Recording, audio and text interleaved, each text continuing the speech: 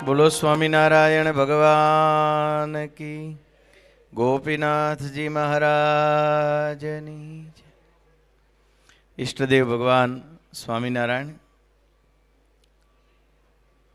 अत्रे गुरुस्थाने विराजमान परम पूज्य भक्ति संभव स्वामी, अहीना महंत स्वामी धर्मवल्लभ स्वामी, अपनी कथाना वक्ता शास्त्री स्वामी, सुख स्वामी, बहु आनंद करावी दीधो नहीं? सुख स्वामी पहला बधा जोरदार तालीओ पाड़ता, भाई तमे बहु साधु थवानी बात करी ने एटले अंदर गरी गया। बाकी शुरुआत में जोर घणुं करता था कि बीजा ने कहे, भाई खबर पड़ी अमने कहे छे, पछी पड़ी गया। एवा सुरीला वक्ता सुख स्वामी તેમજ બીજા શાસ્ત્રી સ્વામી, હરિસ્વરૂપ સ્વામી અને બીજા પવિત્ર સ્વામી, સીપી સ્વામી, રસિક ભગત વાલા, ઋષિ ભગત. રસિક ભગત એ મિત્ર ખરા ને એટલે ભગતજી પણ બહુ સારું સંચાલન કરે છે. એકવાર જોરદાર તાલીઓ પાડો. ભક્તિ સંભવ સ્વામીને એકવાર હું કહેતો હતો કે સ્વામી, સદગુરુનું સાચું લક્ષણ એ કે પોતાની જેવો બીજો તૈયાર કરે. આજે સ્વામીએ તૈયાર કર્યા છે. બધા જ ગુણ સ્વામીમાં છે. કથા, સેવા, મંદિરો બાંધવા. તો આજે જો કથા બે વક્તા યુવાન બહુ સરસ કથા કરે. હરિસ્વરૂપ સ્વામી થોડા દિવસ પહેલાં સંચાલન કરતા, કથાય કરતા હોય છે, પણ થોડુંક મેં સંચાલન કરતા જોયા. ઓહો, ધાણી ફૂટે એમ ફૂટે હો. કીધું હવે વાંધો નહીં, ભક્તિ સંભવ સ્વામીનો વારસો રહે. હા. અને અહીંયા પણ ધર્મવલ્લભ સ્વામી જોડે નાના શાસ્ત્રી સ્વામી, સર્વ મંગલ સ્વામી બહુ સરસ કથા કરે છે. આ બહુ મોટી વાત છે. મંદિરો બાંધવા તો ધર્મવલ્લભ સ્વામી, બધાને જ્ઞાન ઉપદેશ કરવો, કારણ કે વાત તો કરવી ને સત્સંગની, તો સુખ સ્વામી તમારે ઊંઘ ઉડાડી દે અને ટાઢે ઉડાડી દે. પણ આટલા બધા માણસો આ બેસી રહ્યા ભક્તો સ્વામી, બહુ મોટી વાત છે, બહુ મોટી વાત છે. નહીં તો જો એ આ સંતોનું ઘડતર છે, આ સંતોનું વર્તન છે. સરસ બધી વાતો સ્વામી જમવાની બધી કરી, ઘણી બધી. એક જ પ્રસંગ હું કહીશ, હજુ સ્વામીના આશીર્વાદ લેવા છે અને સંતોના પણ આશીર્વાદ પ્રવચન બધા આપણને લાભ મળે. આવો પ્રસંગ હોય ત્યારે આ બધો લાભ મળતો હોય છે. તમને પણ ધન્યવાદ છે, તમે શ્રદ્ધાથી બેઠા છો. કેટલા વાગ્યાના આવ્યા છો, પણ આ એક બહુ મોટી તપશ્ચર્યા છે. આ સંતોનું પવિત્ર જીવન અને વર્તન એ આપના બધા ભક્તો ઉપર અસર કરે છે. બાકી વાતોથી કંઈ થાય નહીં. આપણા સંતોને પંડિતો પૂછતા કે અમે ઘણી વાતો કરીએ છીએ પણ કંઈ અસર થતી નથી, અને તમે તો સીધી સાદી વાતો કરો છો તો પણ તમારું બધા માને છે ને અસર થાય છે. એનું કારણ એ છે કે એમનું જીવન છે. ધર્મવલ્લભ સ્વામી ખરેખર સ્વામીના આશીર્વાદ લઈ પૂજ્ય ભક્તિ સંભવ સ્વામીના અહીંયા આવ્યા. આટલું સુંદર મંદિર, આહા, રોડ ઉપરથી આવો, આમ અક્ષરધામ જેવું મંદિર લાગે. જે કોઈ દર્શન કરે એનું કલ્યાણ થઈ જાય. સ્વામી ધર્મવલ્લભ સ્વામીને તો તમારે દરેક જગ્યાએ મૂકવા જ બધી. મંદિર તમે જોવો 5-5 વર્ષ પૂરા કરી દેવો. બાબરામાં આટલો બધો સત્સંગ નહોતો, પણ સ્વામી આવ્યા પછી જો આટલો બધો સત્સંગ ફાલ્યો બોલ્યો. અને સાધુ તો કઈ મોંઘા ન પડે. શરૂઆતમાં એવું લાગે કે ખર્ચો પણ મોંઘા ન પડે. અત્યારે તમારા કોઠા રીટા થાય આમ પ્રસાદથી, એટલા પહેલા થતા હતા. હમણાં પાટોત્સવની જાહેરાત કરી, પૂરા કડાકા શાસ્ત્રી રાખતા નહીં. હા બસ, આપણે તો અહીંયા જોઈએ જ સૌરાષ્ટ્રમાં એમ કઈ ચાલે. શ્રીજી મહારાજ ડાંગરવા પધાર્યા. શ્રીજી મહારાજ વધારે એને વાંધો નહીં, પણ હારે 500 પરમહંસો, હજારો હરિભગત, ખર્ચો તો ઘણો થાય ને. હવે ગોવિંદજીભાઈ ને બહુ દેખાય ઓછું. એમના દીકરી જતનબાનો પ્રેમ બહુ, ભાવ બહુ, એટલે મહારાજને બોલાવે, વારે વારે બોલાવે. અને આ વખતે જયારે બોલાવ્યા ત્યારે ગોવિંદજીભાઈ ને એમ લાગ્યું કે હવે જાય તો સારું મહારાજ, તો કેટલો બધો ખર્ચો, આટલા બધા સંતો.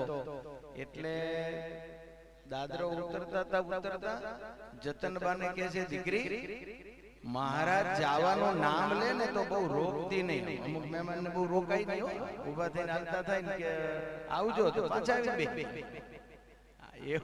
એવું ઉતાવળ થાય. એટલે ગોવિંદજીભાઈ કહે છે દીકરી મહારાજ જવાનું કે તો રોકતી નહીં. હવે આ વાત કારણ કે ગોવિંદજીભાઈ તો સુરદાસ હતા એટલે ઉતાવળું બોલે. જોજો તમે ઓછું સાંભળતા હોય એ ઉતાવળું બોલે. એને એમ કે સામે વાળા સાંભળતા જ નથી, ગામ આખું સાંભળતું હોય. ઘણા માઇકમાં આવીને કે મારું નામ રહી ગયું, ઓલા બધાએ સાંભળ્યું અને વક્તા રહી ગયા સાંભળવાનું. તો કહેવાનું મહારાજ કે છે જતન પિતાજી શું કહેતા હતા જોજો. હવે એમ કહેવાય છે કે મહારાજને જવાનું કહેતા તમને, પણ જતનબા બહુ વિવેક. જતનબા કહે છે મહારાજ એ તો કાંઈ નહોતો કહેતા. તો કે નહીં તમને કઈક વાત કરી ને ગોવિંદજીભાઈ, પિતાજીએ શું વાત કરી? ત્યારે દીકરી જતન કહે છે કે મહારાજ એ તો એમ કહેતા હતા કે મહારાજને તો ઘણા બધા ભક્તો બોલાવતા હોય પણ જો જવાનું કહે ને તો જવા દેતી નહીં. ત્યારે મહારાજ કહે છે ગોવિંદજીભાઈ ચિંતા ન કરો, આ જતન જ્યાં સુધી તમારા ઘરમાં છે દીકરી અને તમારા કુવામાં પાણી છે ત્યાં સુધી કોઈ દી તમારે બાજરો ફૂટશે. આજે ડાંગરમાં ફૂટતો નથી, સ્વામીને ખબર.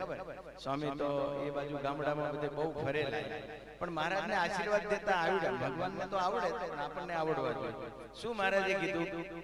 આ જતન દીકરી એટલે વિવેકી બહુ છે, જ્યાં વિવેક હોય ત્યાં તો બધું હોય. આ જતન દીકરી તમારા ઘરમાં છે અને તમારા કુવામાં પાણી છે ત્યાં સુધી આશીર્વાદ.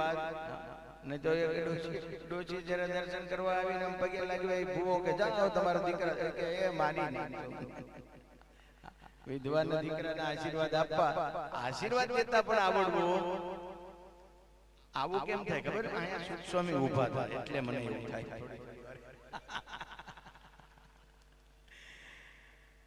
બહુ આનંદ આવ્યો આજે, અચાનક જ આવવાનું થયું અને આ મંદિરના દર્શન કરી. અને ભક્તિ સંપૂ સ્વામી તો આમ કહું ને અમારા સંતોમાં પંચ ગુરુ હોય, એમાં એક ગુરુ છે મારા. પહેલેથી જ સત્સંગમાં આવ્યા ત્યારથી ધર્મરાજ સ્વામીને અમે હારે સાચું થયેલા. એ થોડાક પહેલા અમે બસ સાથે જ થયા અને અમે એવી રીતે સાચું થયા. પછીથી બધો વિધિ ને લખાણ ને બધું શરૂ કરવું પડ્યું. તે પહેલા નહોતું. એવી રીતે થયા. સ્વામી અમદાવાદમાં વિચરણ કરતા ત્યાં પણ બાપુનગરમાં જે મંદિર છે એ સ્વામીએ બાંધ્યું છે, ભક્તિ સંભવ સ્વામી.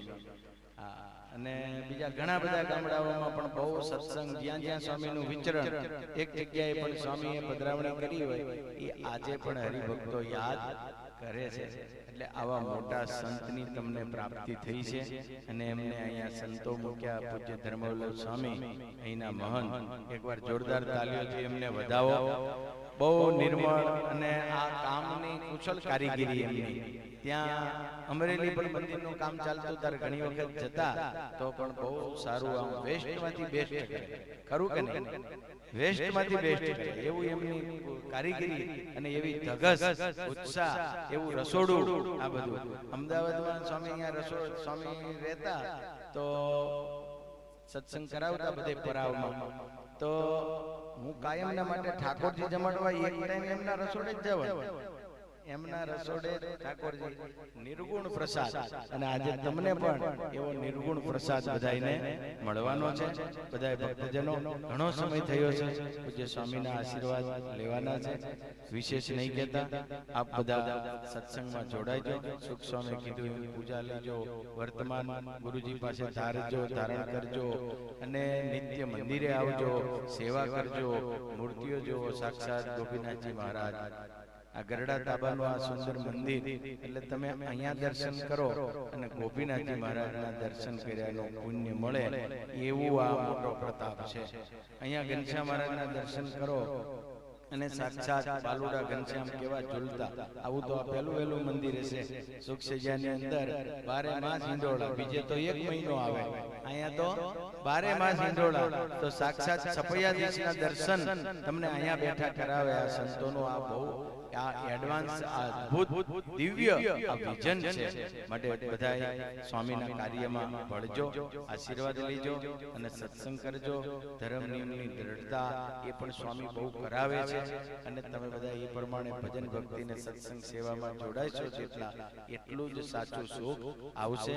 અંતમાં પૂજ્ય સ્વામી ધર્મવલ્લભ સ્વામી, સુખ સ્વામી, શાસ્ત્રી સ્વામી ભગતજી બધાને ખૂબ ખૂબ ધન્યવાદ અને સ્વામીના ચરણોમાં વંદન. બસ બધાની ઉપર આશીર્વાદ વરસાવતા રહો એ જ અભ્યર્થના. અસ્તુ. જય સ્વામિનારાયણ.